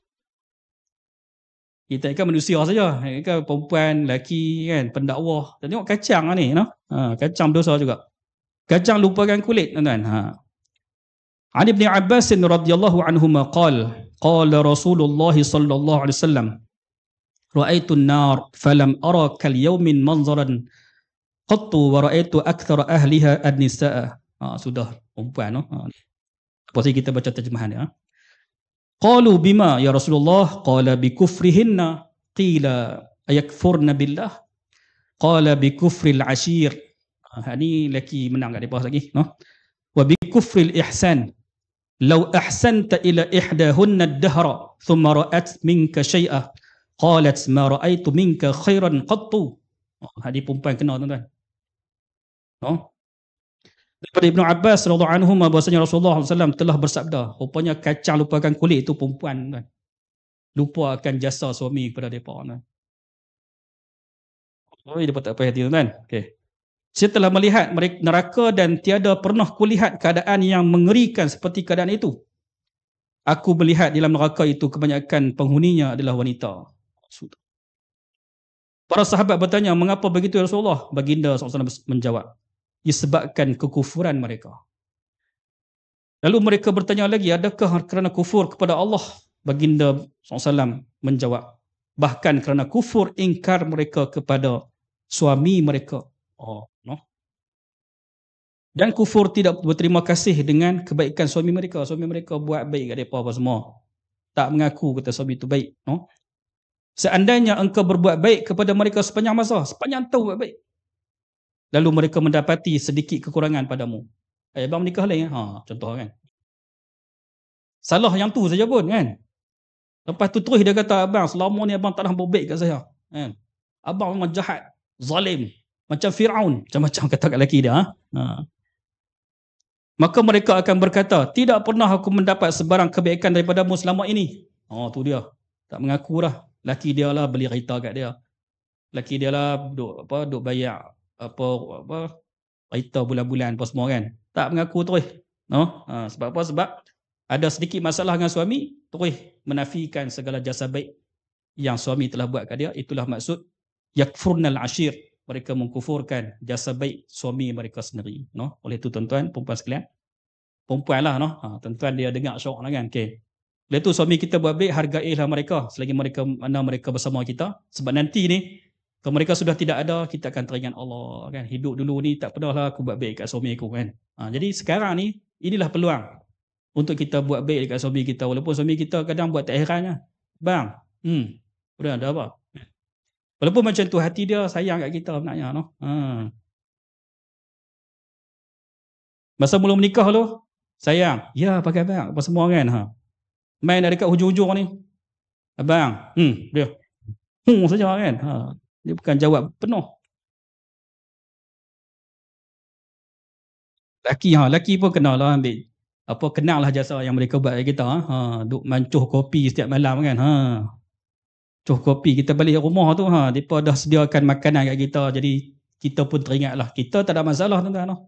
Kita lelaki ni pun kan ada masalah dengan perempuan. Kita seronoklah depa sediakan makanan kat kita kan. Perempuan ni masalah. Tak ada. Tabah-tabah ni selingan saja. Yang penting tuan-tuan, suami isteri kena hidup secara harmoni. Lelaki kalau dia buat zalim kat wanita, memang dia akan kena teruklah. No? Itu jelas lah kan. Dia pukul isteri dia kan. Dia macam-macam dia kata macam kat isteri dia. Ini memang satu kesalahan yang besar lah. Itu kita faham lah kan. Tapi kalau suami kita jenis baik, datang masjid, datang kuliah daurah, takkan kita tak bersyukur dengan jasa yang mereka kepada kita kot kan. Kita berterima kasih lah kepada mereka yang bawa kita mai sini apa semua kan. Baik. Penting kita hidup harmoni lah tuan-tuan. Hadis 34 Pemakan sumber haram. An Ka'b bin Ujrah radhiyallahu anhu qala Rasulullah sallallahu kullu lahmin nabata min suhtin fan-naru awla bih. Daripada Ka'b bin Ujrah radhiyallahu anhu bahwasanya Rasulullah sallallahu telah bersabda, setiap daging yang tumbuh daripada sumber yang haram, maka nerakalah tempat paling layak baginya. No? Oleh itu tuan-tuan, bila kita kata makan benda haram, yang pertama memang kita makan benda tu haram. Dan kita pergi makan benda tersebut. Itu adalah kita makan benda haram. Ada juga kita makan benda halal tapi sumbernya itu. Sumber wang kita daripada benda halal, benda haram. Itu juga dikira sebagai kita makan daripada sumber yang haram. Dua-dua tak boleh. Sama ada kita makan zat, makanan itu haram, itu pun tak boleh. Ataupun sumber yang kita dapat tu sumber yang haram, juga tidak dibolehkan. Oleh demikian kita kena elakkan diri kita daripada dapat rezeki yang tidak halal. Kita kena carilah rezeki yang halal, thayyiban dan sebagainya. Hadis yang ke-35, peminum arak. An Jabir radhiyallahu anhu qala Rasulullah sallallahu alaihi wasallam kullu muskirin haramun inna 'ala Allah 'azza wa jalla 'ahdan liman yashrabu al-muskira an yasqiyahu min tinatil khabal.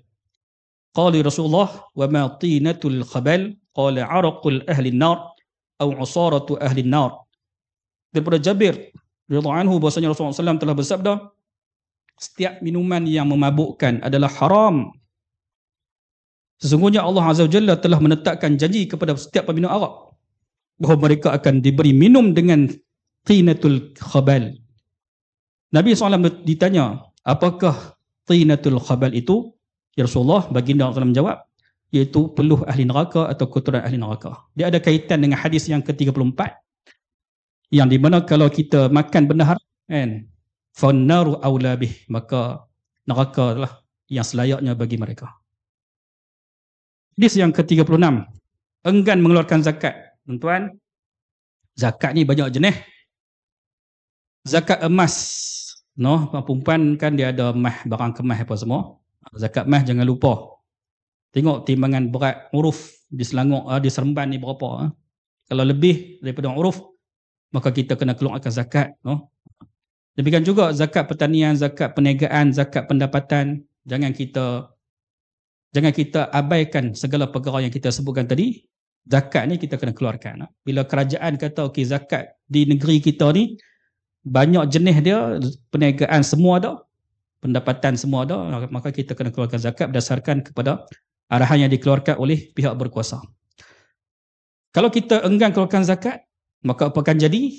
Maka kita akan dikenakan siksaan api neraka. An Abi Hurairah radhiyallahu anhu yaqul qala Rasulullah sallallahu alaihi wasallam ma min sahibi dhahabin wala fiddatin la yuaddi minha haqqaha illa idza kana yaumul qiyamati suffihat lahu safaihu min narin fa uhmi 'alayha fi nari jahannam fayukwa biha jambuhu wa jabinuhu wa dhahruhu kullama baradat u'idat lahu fi yawmin kana miqdaruhu 50,000 sanah hatta yuqda bainal ibad fayara sabilah imma ilal jannati wa imma ilan nar.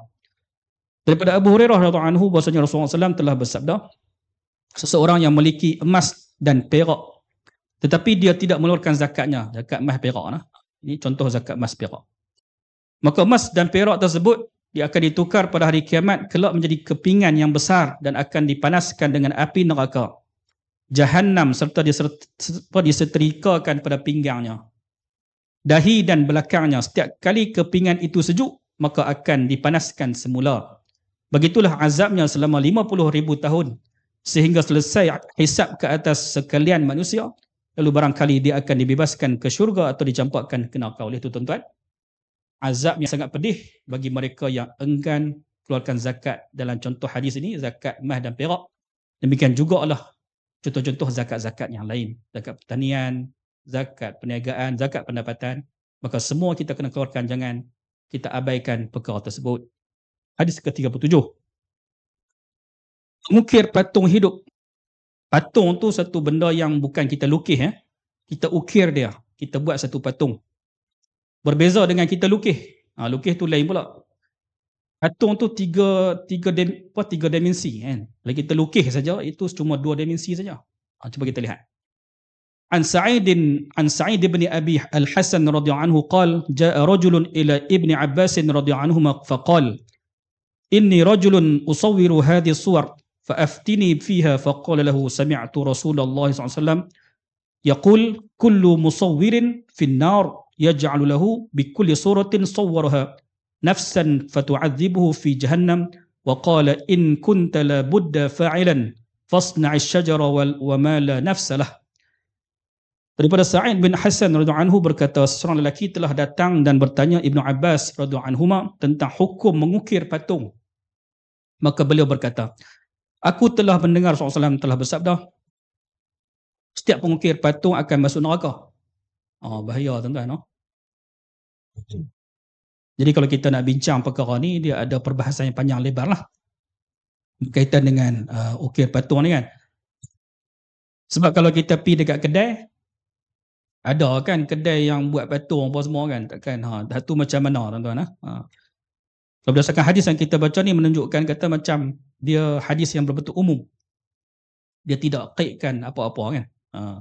Jadi siapa-siapa yang buat patung kan, nampak macam Nabi kata masuk neraka Allah Ta'ala. Jadi oleh demikian, dalam perbahasan yang seperti ini, katakan kita buat patung untuk tujuan sekian-sekian, bukan untuk tujuan kita nak sembah patung itu, bukan tujuan kita nak hormati patung itu, tapi semata-mata kita nak jadikan dia sebagai model baju kan, kita buat dekat kedai. Adakah itu tak dibolehkan? Itu perbahasan ulama. Tapi berdasarkan hadis yang kita baca ni, zahirnya, umumnya Nabi sebut tu secara umum, termasuk semua perkara, termasuklah yang macam dekat kedai apa semua kan. Jadi ini kita kena serahkan kepada Jabatan Mufti untuk bahaskan secara panjang lebar dan buat keputusan apakah yang diputuskan oleh negeri kita untuk patung yang macam tu, contoh patung di pasaraya dan sebagainya, adakah dibolehkan atau tidak. Yang tidak ada khilaf ialah patung yang digunakan oleh kanak-kanak. Kanak-kanak dia main patung tu, dia pijak patung tu, dia lempar sampai ke bumbung. Mana patung? Tak ada ni kan? Tengok atas bumbung rupanya.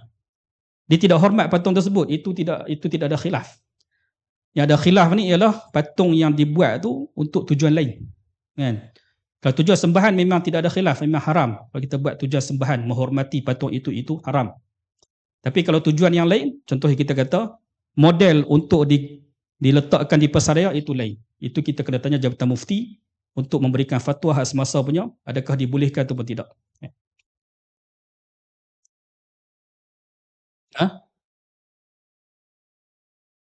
Oh, saya eloknya patutnya patung tu untuk budak-budak saja. Orang tua tak boleh. No? Kalau bantal tak apa, bantal kita lukis dan bantal tu tak apa, tak ada masalah. Okey. Itulah. Itu yang saya sebut tadi, tuan-tuan. Kalau sekiranya tapi kalau kita lukis atas bantal tu lain. Tapi hak ni kalau kita jadikan sebagai, tak apalah, tuan-tuan sekarang ni kita di bawah Jabatan Mufti, tak apa, tanya terus dekat Jabatan Mufti senang. Ini persoalan semasa punya. Sebab kalau saya jawab, kalau takut tak kena dengan Mufti, takut tak kena dengan fatwa hak negeri punya. Saya takut lagu tu. Lagi saya beritahu lagi. Hai Ustaz, bulan depan tak ada lah Ustaz. Saya takut lagu tu je. Jadi, saya kena hati-hati babak ni sebab dia khilaf tu cukup banyak benda lagu ni. Jadi kita serahkan kepada Jabatan Mufti untuk putuskan sesuai dengan negeri punya. Okey, baik. Setiap patung yang diukir di dunia akan dihidupkan pada hari akhirat, lalu patung itu akan menyeksanya dalam neraka Jahannam. Ibnu Abbas berkata lagi, jika engkau tiada pilihan lain selain mengukir, maka ukirlah pokok. Kalau kita lukis pokok, ukir pokok itu tidak ada khilaf. Itu dibolehkan. Sebab itu benda tidak hidup. Kan? Demikian juga kalau kita buat satu benda yang tak mungkin benda itu hidup, contohnya tanpa kepala. Kan? Dia takkan hidup lah. Itu dibolehkan juga. Kan? Jadi, itulah saya kata serahkan dekat Jabatan Mufti untuk rincikan isu-isu yang seperti ini. Ini ke-38. Takabur, meninggi diri. Allahu Akbar. Sudah setengah lah tuan-tuan. An Abi Hurairah radhiyallahu anhu, Nabi SAW qala, tahajjatin naru wal jannatu faqalatin nar uthirtu bil mutakabbirin wal mutajabbirin. Daripada Abu Hurairah radhiyallahu anhu bahwasanya Rasulullah SAW telah bersabda, syurga dan neraka saling berbantah-bantah, depa pun khilaf juga. Lalu neraka berkata kepada syurga, aku dimasuki oleh golongan yang takabur, meninggi diri dan angkuh. Kalau kita baca terjemahan saja, sebab masa pun dah cukup. Kita nak pergi ahli neraka ni. Petang ni kita nak bahas syurga saja. Hadis 39. Saksi palsu.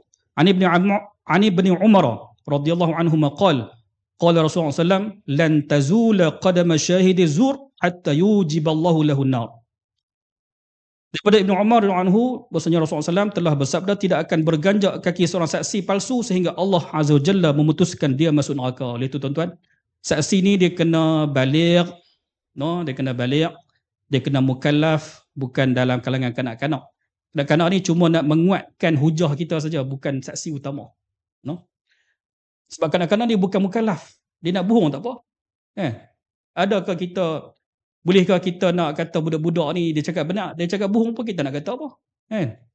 Tak boleh. Kanak-kanak ni dia cuma sekadar maklumat sokongan saja. Bukan saksi utama lah kalau boleh. Saksi utama tu adalah mukallaf. Saksi utama tu orang dewasa, dia tengok sendiri benda tu, kita panggil dia sebagai saksi. Kanak-kanak tu kalau lingkungan mereka sekadar tambahan maklumat sahaja untuk menguatkan saksi yang sedia ada. Hadis 40. Pemakan harta anak yatim. Terjemahan daripada hadis daripada Abu Barzah radhiyallahu anhu bahwasanya Rasulullah SAW telah bersabda, sebut bagi penuh lah, Rasulullah SAW kalut sangat sampai tak bunyi, telah bersabda, aku akan dibangkitkan pada hari kiamat nanti satu golongan daripada kubur, orang Kedah kata kubur, dalam keadaan mulut mereka dipenuhi api yang menyala. Rasulullah SAW ditanya, siapakah golongan itu ya Rasulullah? Baginda Rasulullah SAW menjawab, tidakkah engkau mendengar firman Allah? Maksudnya, sesungguhnya orang yang memakan harta anak yatim. Anak yatim ni siapa? Yang tak balik lagi. Kalau balik macam kita ni bukan anak yatim dah lah. Oleh itu tuan-tuan, anak yatim, anak yang masih kecil, yang kehilangan ayah. Ibu masih ada. Ibu tak mampu nak jaga. Mungkin ibu dia miskin, maka kita lah yang tolong jaga. Jangan jaga sebab berkenan kat ibu dia. Itu lain lah. Jaga tu dengan ikhlas. Jaga anak yatim sebab dia memerlukan pendidikan, kesihatan. Bagi bantuan kat mereka ni. Sebab ibu dia tak mampu nak jaga. Sebab tinggal seorang kan. Laki dah tak ada. Dia sebatang kara, dia kerja pun tak ada, jadi kita bantu dia. Bukan disebabkan dia janda berhias, bukan. Gelak tu dia faham tu. Hadis 41. Laki yang memakai mah, pakai mah tu usah pakai tuan-tuan. Jam mah pun tak boleh pakai, no? Mudah saja. Terjemah pada hadis daripada Ibnu Abbas radhiyallahu anhu bahwasanya sesungguhnya Rasulullah SAW telah melihat sebentuk cincin emas pada jari seorang lelaki. Cincin emas. Cincin perak tak apa kita pakai. Cincin perak halal. Maka Nabi SAW mencabut cincin tersebut dan mencampakkannya dan berkata, adakah seorang dari kalian yang berani mengambil bara api neraka lalu meletakkan pada tangannya dengan sengaja? Laki tak boleh pakai cincin emas, jam emas, semua tak boleh. Gelang emas, semua tak boleh. Cincin perak tak apa boleh. Hadis 42, penjahat.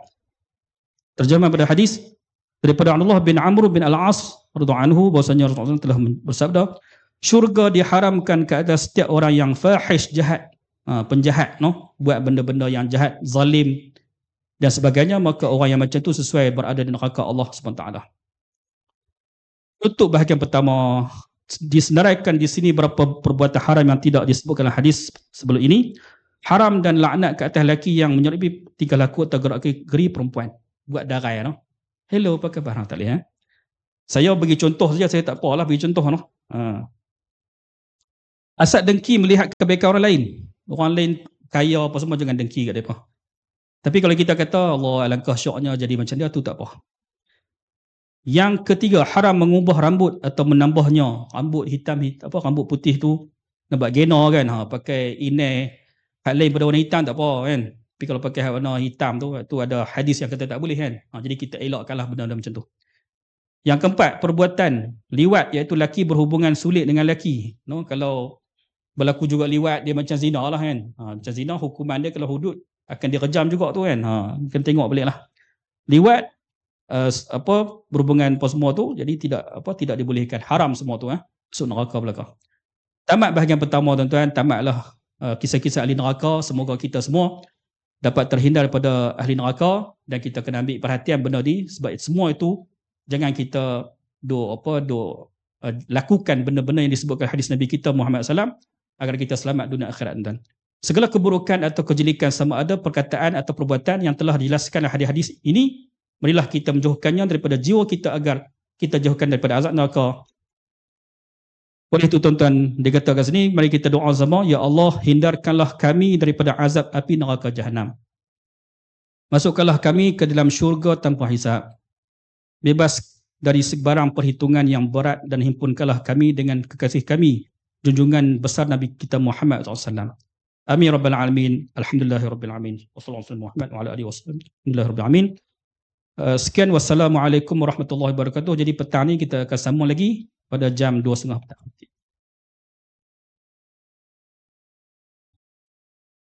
Majlis merakamkan ucapan jazakumullah khairul jazak kepada yang berbahagia Dr. Muhammad Mursyid bin Muhammad Nur atas perkongsian tadi yang begitu syarat dengan ilmu serta dihuraikan dengan sangat terperinci.